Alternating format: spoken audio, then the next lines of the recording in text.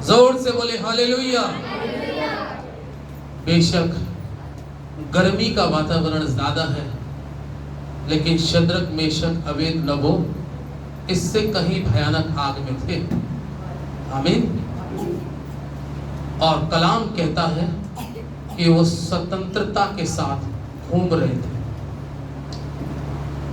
तो आज हमें अपने जीवन के अंदर में सबसे पहली चीज अपने आप को स्वतंत्र महसूस करें। आज पवित्र शास्त्र के अंदर से दानियेल की पुस्तक निकालेंगे।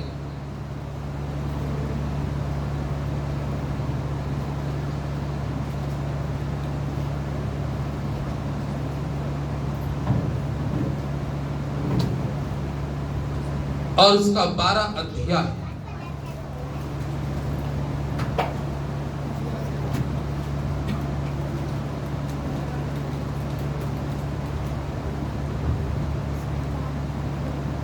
ये बहुत महत्वपूर्ण वचन है आज कलीसिया के लिए, क्योंकि प्रभु यीशु मसीह जब इस संसार के अंदर में आए तो लोगों को संसार के आधर्म से, संसार की बुराई से और संसार के हर प्रकार के पापों से छुड़ाने के लिए आए। और बाइबल इस प्रकार से बतलाती है कि प्रभु यीशु मसीह का आने का उद्देश्य जो था वो इंसान को धर्मी बनाने का था। क्योंकि बाइबल इस प्रकार से कहती है मनुष्य सब प्रकार के आधर्म में पाया जाता था, और वो आधार्मिकता के कारण मनुष्य का संबंध दिन प्रतिदिन परमेश्वर से खत्म होता जा रहा था। और प्रभु यीशु मसीह इस संसार के अंदर में एक शिक्षक के रूप में आए और उन्होंने परमेश्वर के उस राज्य की शिक्षा लोगों को देकर उस राज्य के लिए तैयार किया। इसलिए आज जो परमेश्वर का वचन मैं आपके साथ बोलने जा रहा हूं वो सिखाने वाले पर, इस पर सिखाने वाले पर। अगर आपको और मुझको एक सही धार्मिक अगुवा नहीं मिलता तो परमेश्वर के लोगों कहीं ना कहीं हम आत्मिक रीति से अंधकार में होते हैं। इसलिए एक धार्मिक अगुवे की बहुत जरूरत है जो आपको और मुझको मार्गदर्शन दिखा सके। यहां पे दानियेल की पुस्तक 12 अध्याय के 3 पद के अंदर में परमेश्वर का पवित्र वचन इस प्रकार से कहता है, तब सिखाने वाले की चमक आकाश मंडल की सी होगी और जो बहुतों को धर्मी बनाते हैं वे सर्वदा तारों के समान प्रकाशमान रहेंगे। हालेलुया। दानियेल की पुस्तक में दानियेल एक ऐसा परमेश्वर का अभिषिक्त दास है जिसने 21 दिन उपवास प्रार्थना रखी थी। और बाइबल में लिखा है 21 दिन से वो 3 दिन और बढ़ा, 24 दिन तक आ गया। और उसने क्या मांगा था परमेश्वर से? उसने समझ बूझ की बुद्धि, ये वरदान मांगा था। और ये आत्मिक वरदान को रोकने के लिए कलाम में लिखा है जो फरिश्ता इसका संदेश लेके परमेश्वर की तरफ से चला था उस फरिश्ते को फारस के राजा ने 21 दिन तक क्या कर लिया था? रोक लिया। और तब बाइबल में कहती है कि मिकाएल आया और उस फरिश्ते को छुड़ा के ये दानियेल के पास आता है और दानियेल से कहता है, हे दानियेल, तेरी प्रार्थना तो पहले ही दिन सुन ली गई, लेकिन फारस के राजा ने मुझे 21 दिन तक रोक के रखा, लेकिन मिकाएल मेरी सहायता करने के लिए आया और मैं वहां से छूटकर सीधा तेरे पास आया हूं। और दानियेल एक ऐसा अभिषेक और बुद्धि से भरा हुआ, जिसको दर्शन और सपने देखने का एक बड़ा ब्लेसिंग उसके पास थी, सपनों का अर्थ बताने की। और ये दानियेल एक बात शिक्षक के लिए बहुत अच्छी बात बोलता है, सिखाने वाले के लिए। जो धार्मिक गुरु यानी कि जो धार्मिक पास्टर आपको वचन सिखाने में लग चुके हैं, उनका उद्देश्य एक बहुत बड़ा है, आपको धर्मी बनाना। क्या बनाना है? धर्मी बनाना। क्योंकि बाइबल में कहा है, धर्मी ही स्वर्ग के राज्य के वारिस होंगे। ऐसा प्रभु ने यह नहीं कहा कि मेरे वचन सुनने वाले स्वर्ग के राज्य के वारिस होंगे। उसने ये भी नहीं कहा कि चर्च जाने वाले स्वर्ग के राज्य के वारिस होंगे। उसने कहा धर्मी स्वर्ग के राज्य के वारिस होंगे और धर्मी जन अपने विश्वास के द्वारा जीवित रहेगा। तो हमारा इस वचन के द्वारा जो संदेश है, उसका मुख्य बात, उसका मजमून है सिखाने वाले की चमक।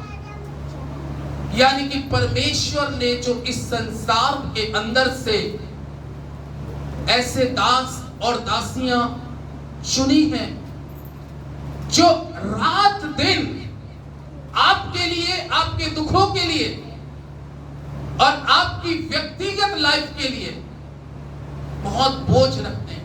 सबके लिए नहीं कह सकता, उन लोगों के लिए जिनके अंदर में परमेश्वर की भूख और प्यास आत्माओं को बचाने की है।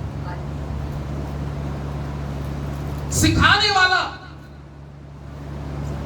यूं तो बाइबल में लिखा है सिखाने वाला पवित्र आत्मा होता है, लेकिन वो पवित्र आत्मा जब वो अपने दास, अपने नबियों के अंदर में, अपने याजकों के अंदर में, जब वो अपने प्रचारकों के अंदर में देता है, तो वो आत्मा ही मनुष्य को धर्मी बना सकता है।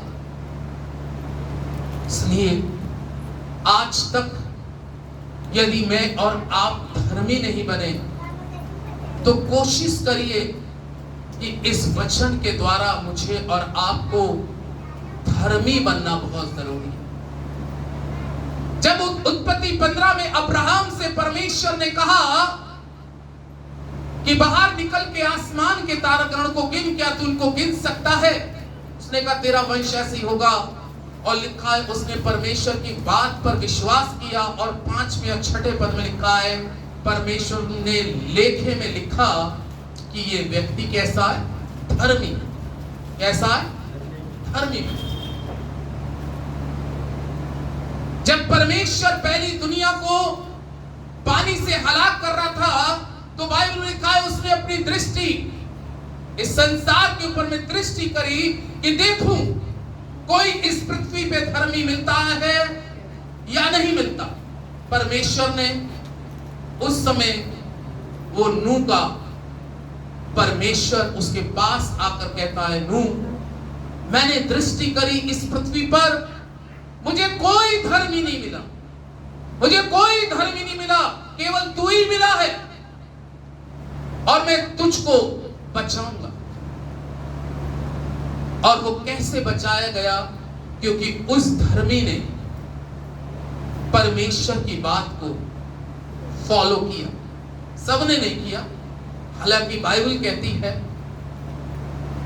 कि नूह ने बहुतों को सिखाने का प्रयास किया, बहुतों को सिखाने का प्रयास किया, उसने सिखाया, लेकिन उसके सिखाने के बावजूद भी रोमियो की पुस्तक में 12 अध्याय में यशाया नबी कहता है कि हमारी बात का किसने विश्वास किया, किसने हमारी बात का विश्वास किया।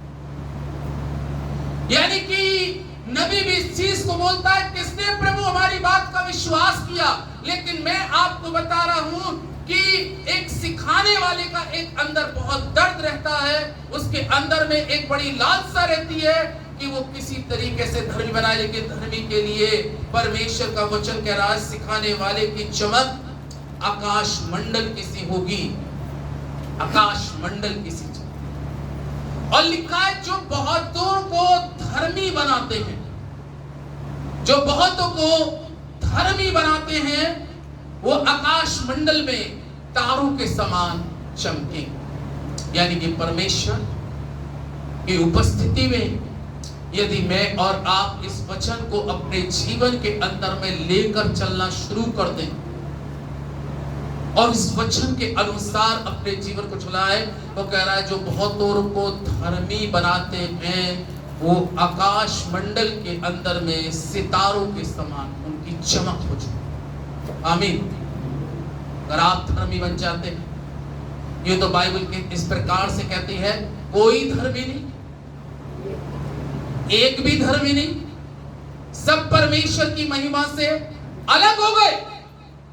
लेकिन मैं और आप धर्मी बन सकते हैं अलग होने के बाद, धर्मी बन सकते हैं। अभी मौका है, अभी वक्त है प्रभु के लोगों कि हम आकाश मंडल के अंदर में धर्मी बनने के साथ साथ चमक सकते हैं। हमारी चमक को परमेश्वर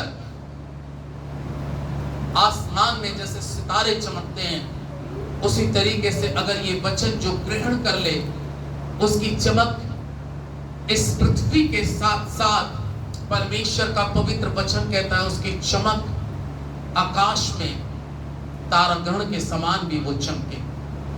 आपकी चमक को परमेश्वर बढ़ाना चाहता। हमारे जीवन की कई बार आत्मिक चमक जो कम होती है, उसका कारण क्या होता है कि हमारी व्यक्तिगत प्रार्थनाएं, व्यक्तिगत उपवास प्रार्थनाएं, व्यक्तिगत परमेश्वर का वचन, जैसे जैसे हम अपनी लाइफ में प्रेयर का शेड्यूल कम करेंगे, वचन पढ़ने का शेड्यूल कम करेंगे और उपवास हम अपने कम कर देंगे, तो उसके बाद में अंदर से आत्मा धीरे धीरे मनुष्य का बुझने लगता, अंधेरे में आना चालू होता। संसार में और संसार की बातों में जब मनुष्य ज्यादा समय देने लगता है तो उसकी आत्मिकता पर उसका बहुत भारी असर पड़ता है।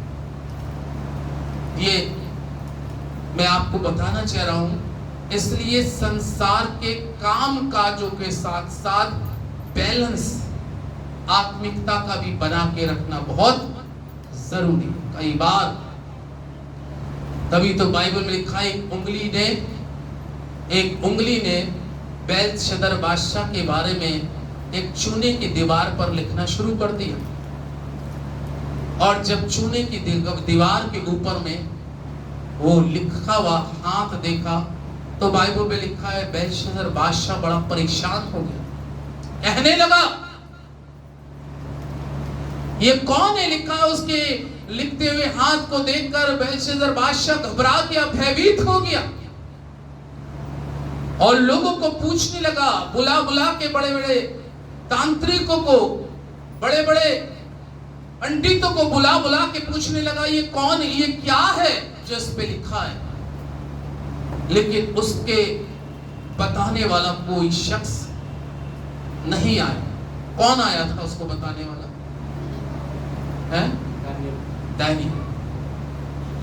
और बाइबल कहती है कि दानियल ने कहा ये जो लिखा हुआ है मने मने तकेल तो तराजू में तोला गया और कैसा निकला?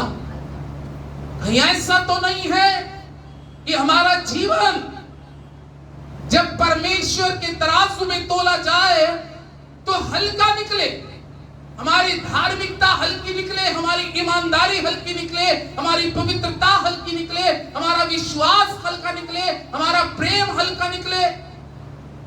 वो क्या ये सब कुछ हल्का है? इसलिए सिखाने वाला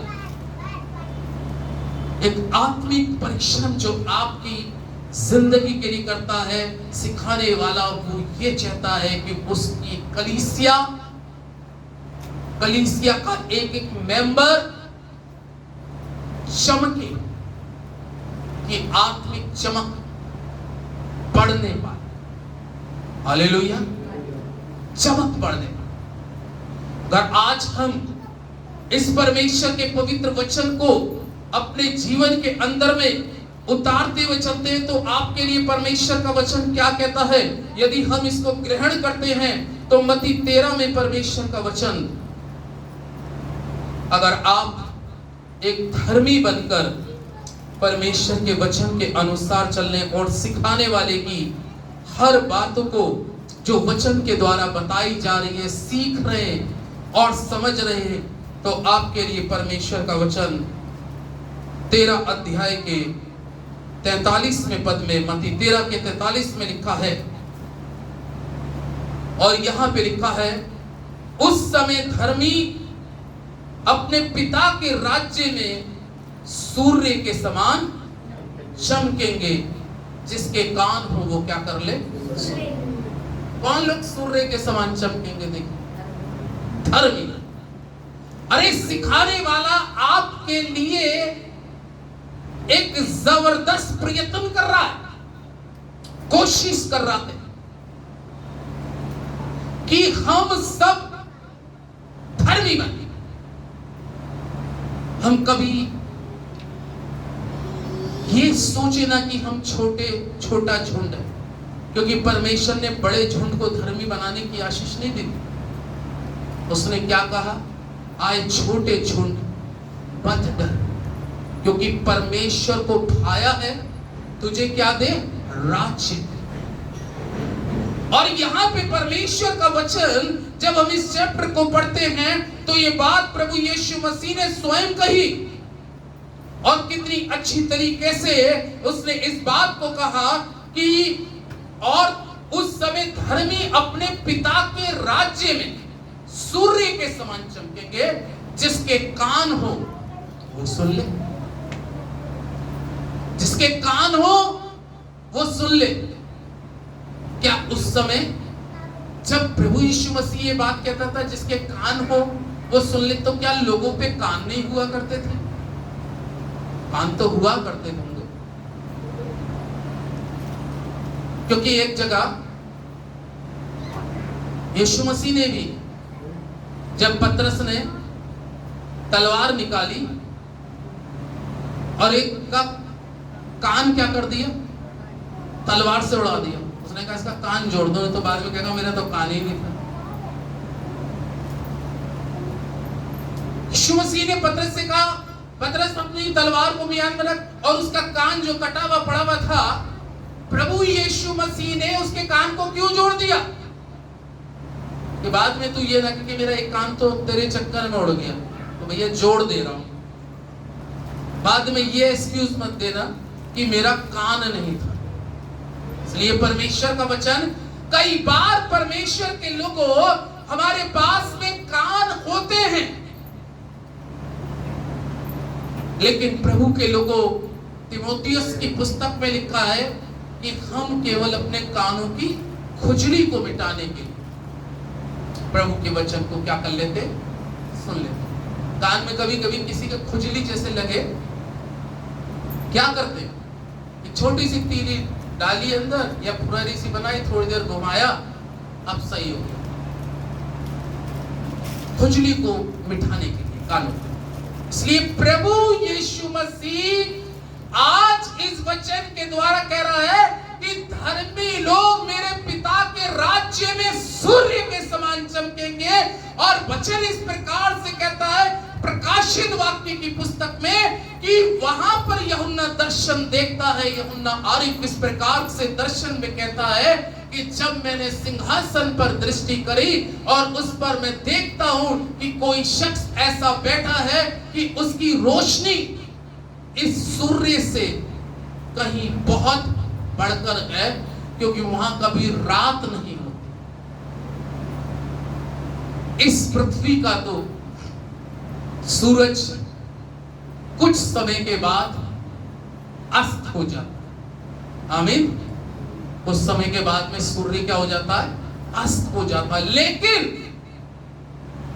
मैं उस सूर्य की प्रकाश की बात कर रहा हूं कि धर्मी लोग मेरे पिता के राज्य में सूर्य के समान चमकेंगे।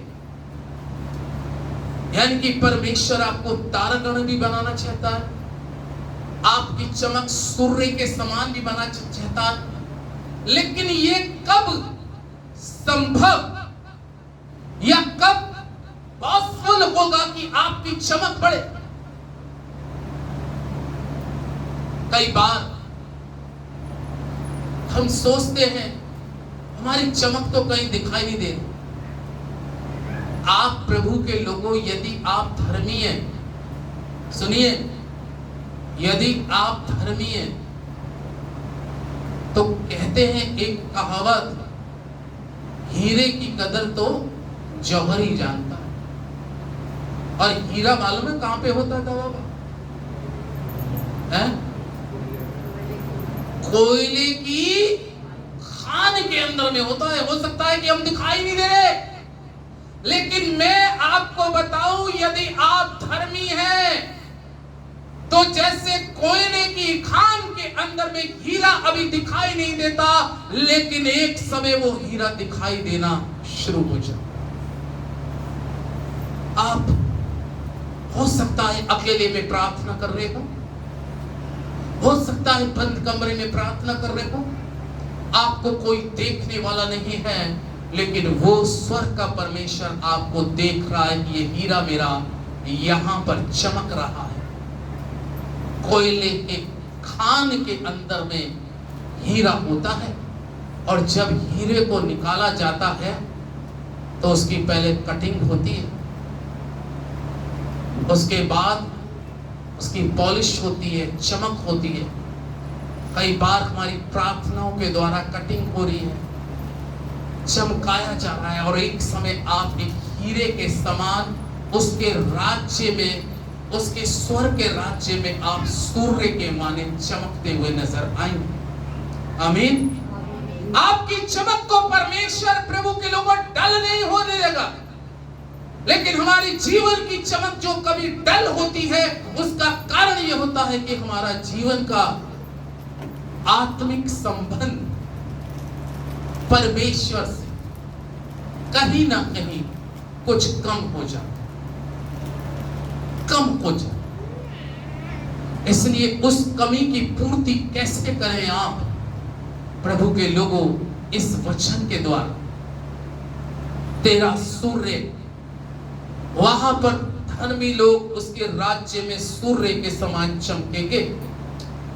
और बाइबल इस प्रकार से कहती है, यशाया 60 अध्याय के अंदर में, और 60 अध्याय के अंदर में प्रभु का वचन 20वें पद में इस प्रकार से लिखा है। ये उन लोगों के लिए कह रहा है जो सीखने के बाद धर्मी बन चुके,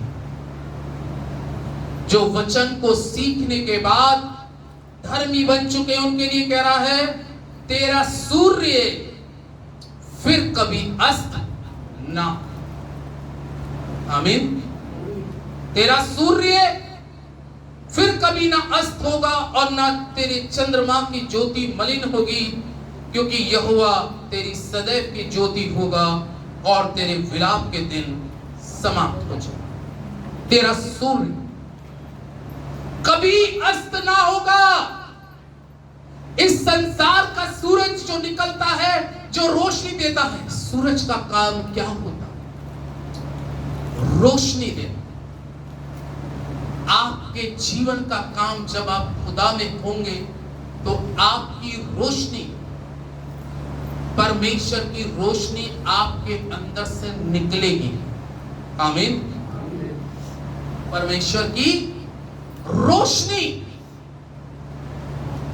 आप जब तक इस पृथ्वी पे रहेंगे आप बहुतों को रोशनी देने का, यानी कि बहुत से लोगों को अंधेरे से बाहर निकालने का कारण बनेंगे। लेकिन पौलुस कहता है, क्या अंधा अंधे को रास्ता दिखा सकता है? वो कहता है दोनों ही गड्ढे में गिर जाए। इसलिए अगर दो अंधे एक साथ चल दें तो बड़ी मुश्किल है। एक रोशनी वाला चलना साथ में बहुत जरूरी है, क्योंकि वो रास्ता दिखा सकता है। और अगर दोनों ही अंधे चल दिए तो ना जाने कौन से गड्ढे में जाके गिर जाए। आधर्म के, बुराई के, स्वार्थ के, लालच के, व्यभिचार, ना जाने कौन से गड्ढे में गिर जाए। इसलिए लिखा है कि एक से दो भले, क्योंकि एक अगर गिरेगा तो दूसरा उसको उठा लेगा। जिसके पास रोशनी हो, जिसके पास आत्मिक प्रकाश होगा। और इसलिए बाइबल यह कह रही है कि तेरा सूर्य कभी अस्त ना होगा। यानी कि अगर तेरे अंदर में प्रकाश है प्रभु का, अगर तेरे अंदर में, इस कलीसिया के अंदर में प्रभु का प्रकाश है, तो इसके 60 अध्याय के 3 पद में लिखा है, यशायाह 60 के 3 पद में लिखा है, जाति जाति तेरे पास प्रकाश के लिए और राजा तेरे अरहण के प्रताप की ओर आए। जाति जाति के लोग किस काय के लिए आएंगे? तेरे पास प्रकाश के लिए, रोशनी के लिए आएंगे। वो जानेंगे ये व्यक्ति ऐसा है कि जिसके अंदर में परमेश्वर का अक्स है, इसके अंदर में परमेश्वर की रोशनी है। वो कह रहा है जाति जाति के लोग तेरे पास इसलिए आएंगे कि तुम्हारे पास प्रकाश है। और वचन में लिखा है कि तुम्हारा प्रकाश, तुम्हारा उजियाला मनुष्यों पे क्या हो जाए? प्रकट हो जाए। हमारे जीवन के अंदर धार्मिकता का काम, परमेश्वर के लोगों को उजियाला तुम्हारा मनुष्यों के सामने प्रकट हो जाए। परमेश्वर का कलाम कहता है सिखाने वाले जो आपके लिए दिन प्रतिदिन प्रयत्न करते हैं, दिन प्रतिदिन आपके लिए प्रार्थनाएं करते हैं।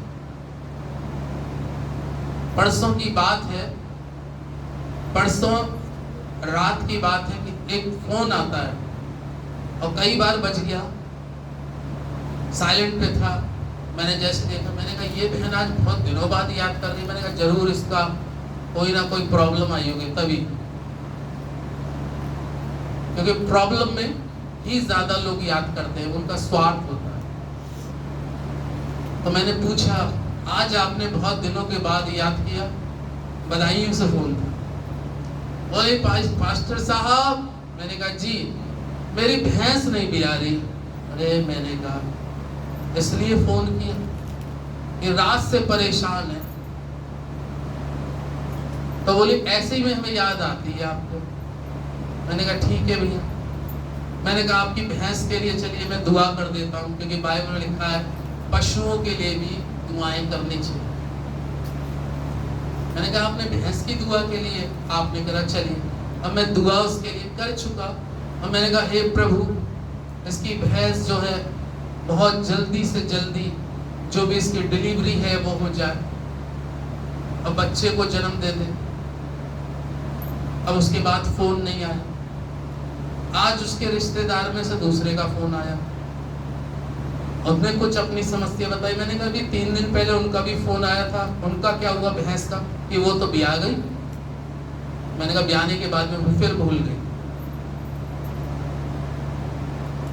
तो हमें धर्मी बनना है, केवल स्वार्थी नहीं। हालेलुया, धर्मी बनना है। और बाइबल में लिखा है कि वो लोग जो तुम्हारे लिए वचन सिखाने में बहुत बड़ा प्रयत्न करते हैं। पौलुस ने तीमुथियुस की पुस्तक में एक बहुत अच्छी बात कही पहला तीमुथियुस 5 अध्याय, ये अंतिम चैप्टर की ओर चलेंगे हम। पहला तीमुथियुस 5 अध्याय, खास तौर से ये बात सिखाने वाले के लिए जो तुम्हारे को इस वचन की शिक्षाएं और सिखाने में प्रयत्न करते हैं और तुम्हें धर्मी बनाने का पूरी कोशिश में लगते हैं कि इस वचन के द्वारा 17वें पद में वचन इस प्रकार से कहता है।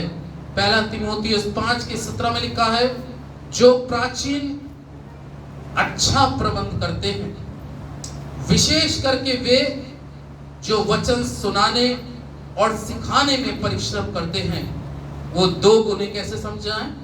आदर के योग्य समझें। हालेलुया। ये बाइबल कहती है जो सिखाने में, जो तुम्हारी व्यक्तिगत लाइफ के लिए सैक्रिफाइस कर रहे हैं, सिखाने में तुम्हारे लिए आत्मिक परिश्रम कर रहे हैं, इस पथ के अंदर में परमेश्वर का जीवित और पवित्र सामर्थी वचन इस प्रकार से कहता है कि वो 2 गुने आदर के योग्य समझे। आमीन। हमें उस नजारे से देखना है जैसे पहला राजा 17 में कि सारपत नगर के अंदर में एलिया नबी उस विधवा के पास जाके खड़ा हो गया और उससे कहने लगा, एक पात्र में मेरे लिए पानी ले। और वो पानी लेने जा ही रही थी। उसने कहा, एक रोटी टुकड़ा भी मेरे पास ले दे। वो विधवा कहने लगी, तेरे परमेश्वर यहोवा के जीवन की शपथ, मेरे मटके में एक मुट्ठी मैदा और कुप्पी में थोड़ा सा तेल है। मैं 2-3 लकड़ी बिन कर लिए जाती हूं कि हम इसे पकाएं और इस रोटी को खाएं, मैं और मेरा बेटा मर जाए। अंत। लेकिन उसने कहा, वचन की शिक्षा को सुन ले, सिखाने वाले की बात को समझ ले, तू नहीं मरेगी। ये रोटी बना के मुझे ले आ और मुझको खिला दे। एक तरफ उसका बेटा है, एक तरफ एलिया नबी खड़ा और एक तरफ वो स्वयं विधवा है। एक रोटी है, एक तरफ बेटा है, एक तरफ नबी है। एक संसारिक अगर मां से बात करूं, आपके पास में एक रोटी है और आपके पास में एक बेटा है और एक तरफ खुदा का बंदा खड़ा है। संसारिक औरत क्या करेगी? जो संसारिक स्त्री होगी वो किसको रोटी देगी? वो बेटे को ही देगी। वो उस बेटे को ही देगी। आज की रोटी खिला के तो कम से कम 3 दिन तक तो मेरा बेटा जिंदा रहेगा, देख लूंगा। यही तो बात इस पद में पौलुस कहता है कि जो सिखाने वाले हैं वो 2 गुने क्या समझे जाए? आदर के योग्य। यहां पर उसका रिस्पेक्ट नबी की, अपने बेटे से ज्यादा उसने नबी की इज्जत करी, उसको 2 गुने आदर के योग्य समझा। ना उसने वो रोटी खाई, ना उसने अपने बेटे को खिलाई, और रोटी एक ही थी।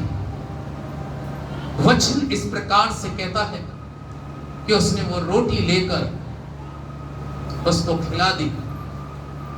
बाइबल में लिखा है, एलिया ने कहा, जिस परमेश्वर के सम्मुख में खड़ा रहता हूं, उसके जीवन की शपथ, इस्राएल के अंदर में अकाल रहेगा, लेकिन तेरे मटके का आटा समाप्त नहीं होगा और तेरा प्रकाश इस्राएल के अंदर में फैल जाएगा और इसका अंत नहीं होगा।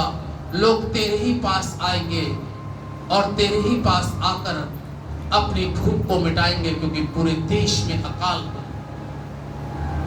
और कलाम में लिखा नहीं है कि एलिया के कहने के मुताबिक उसके मटके का आटा भरा रहा और उसकी कुप्पी का तेल भरा रहा। उसके रिश्तेदार, उसके परिवार के संबंधी सब उसके पास आने लगे। वो कह रहा है तेरे प्रकाश के कारण लोग तेरे पास आए। वो जानता था, उसके रिश्तेदार जानते थे इसके पास प्रकाश है, ये धर्मी है और इसका प्रकाश, इसका सूर्य कभी क्या नहीं होगा, अस्त ना होगा। काल में भी तेरा सूर्य अस्त ना होगा। जब भूमि सूखी होगी, दूर तक पानी दिखाई नहीं देगा, जमीनें पैदावार करना छोड़ देंगी, लेकिन तेरे मटके का आटा खत्म नहीं होगा। लोग भूखे मरेंगे लेकिन तू भूखी नहीं मरेगी, क्योंकि तू धर्मी। दाऊद कहता है तू मेरे मारे जाने का हिसाब रखता है,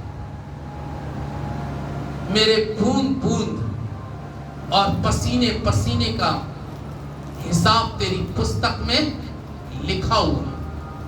इसलिए परमेश्वर के लोगों, जो लोग परमेश्वर के दास आपके साथ आत्मिक परिश्रम करते हैं और आपकी आत्मा के बचाव के लिए और आपको धर्मी बनाने के लिए पूरा प्रयत्न करते हैं, ऐसे याजकों को या पासवानों को या प्रचारकों को बाइबल कहती है कि आप 2 गुने आदर के योग्य समझें।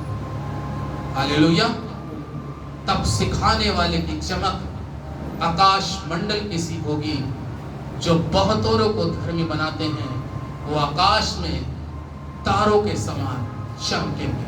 परमेश्वर आपकी चमक को और बढ़ाए और आप इस वचन के द्वारा धर्मी बने, धर्मी बने, धर्मी बने।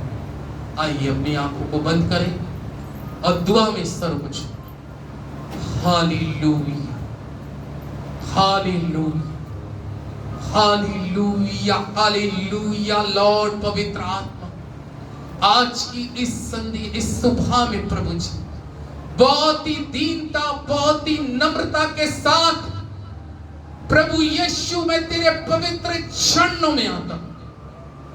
हालेलुया। क्योंकि वचन इस प्रकार से कहता है, जो मेरे लोगों को धर्मी बनाएंगे उनका सूर्य कभी अस्त ना होगा और उनकी चंद्रमा की ज्योति कभी लौलीन ना होगी, क्योंकि परमेश्वर सदैव भी तेरी ज्योति बनेगा और तेरे दुख के दिन समाप्त हो जाएंगे। यदि आज हम में से कोई भी शोकित है या कोई पीड़ित है या कोई रोगी है या कोई असफल है, अपने हाथ को उस वक्त बढ़ा दे प्रभु यीशु मसीह और उसको छू ले। परमेश्वर तेरी अद्भुत सामर्थ छूने पाए। तेरे लोगों के अंदर से सारी निराशाओं के कारण, मायूसी के कारण यीशु के नाम से खत्म हो जाए और तेरी उपस्थिति तेरी कलीसिया में और बढ़ती भी नजर आए। तेरे लोग प्रभु जी, जो बहुत से ऐसे हैं परिवार के जो तेरे भवन में आने से वंचित हैं, उनकी रुकावटों को आने वाले वक्त में खत्म कर दे, ताकि तेरा भवन, तेरी भेड़शाला तेरी भेड़ों से ब्लेस होने पर कलीसिया के एक एक सदस्य को तो बड़ी आशीष और बरकत दे। सारा आदर, सारी महिमा आपको देते हुए इस दुआ को प्रभु यीशु के नाम से मांगता हूं, आमीन।